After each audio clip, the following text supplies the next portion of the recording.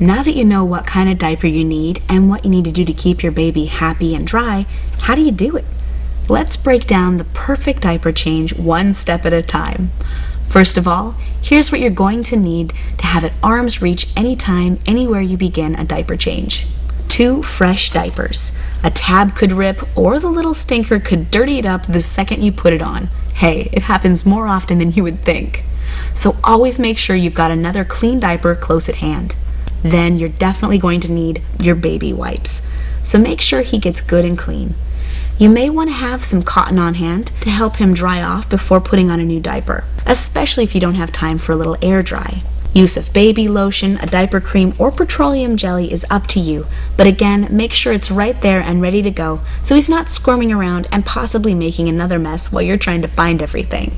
Speaking of that, it may be a good idea to have something to keep your baby occupied while the diaper change is going down. A mirror or a picture to look at is a good option for younger babies, whereas a favorite toy or rattle will do the trick for babies who can grasp objects and entertain themselves.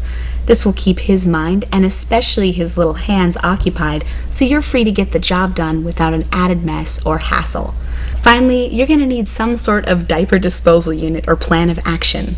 These aren't going to be any mementos you want to keep around. Now that you've got your supplies, let's get started with actually changing the diaper.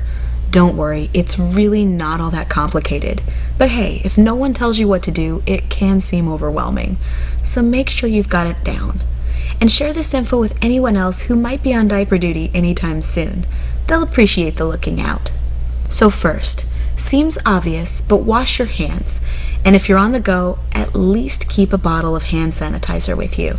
Your digits are going to be coming into contact with some very sensitive parts, and the last thing you want to do is bring in any bacteria. Then lay baby down on her changing table, or on a cloth if you're on the floor or on the go. Don't forget to snap her in if she's on the table.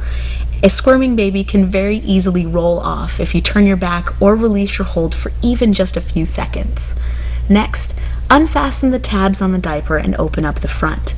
Check the contents to see what you're dealing with and make sure it's all normal.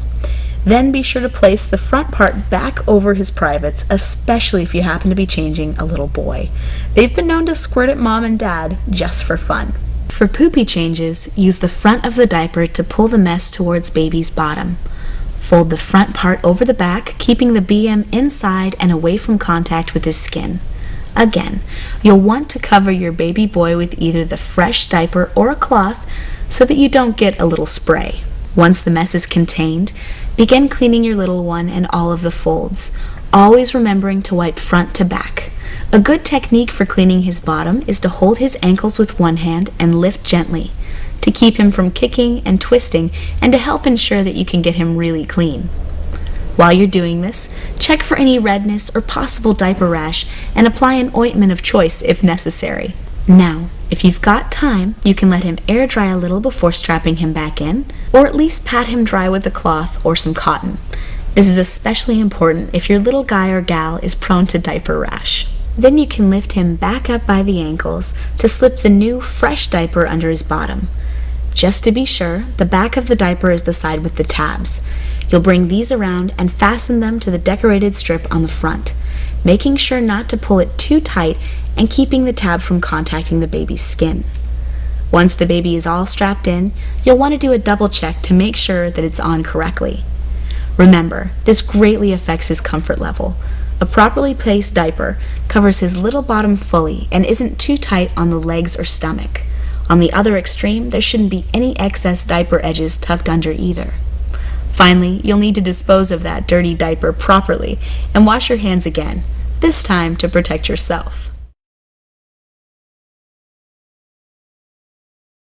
So you see, changing a diaper is no big thing. If dad says he can't help because he'll mess it up, now you have proof. Plus, here are a few other tips you both can use to make diaper changing easy every time. First, the cardinal rule: never be caught without a diaper. Store them in the car and all around the house, both upstairs and down, so that you'll always have a diaper close by when you need one, because unfortunately, you never know when that time may come. Likewise, you don't want to be caught without wipes either.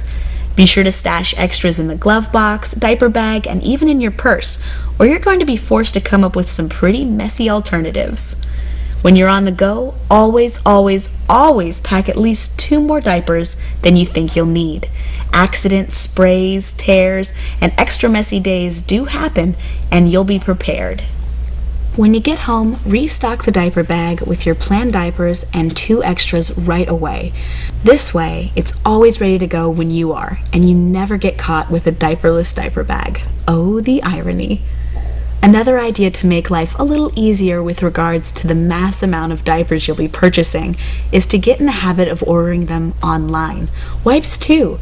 This way you can keep track of your supplies and replenish them with just a few clicks when you're getting low. You should always keep a package of 1 size up diapers on hand as well. Growth spurts seemingly happen overnight, and you'll want to be prepared with the right fitting diapers in order to keep baby comfy and prevent leaks and blowouts. If baby outgrows a diaper size with the supply of unused diapers still lying around, don't throw them out.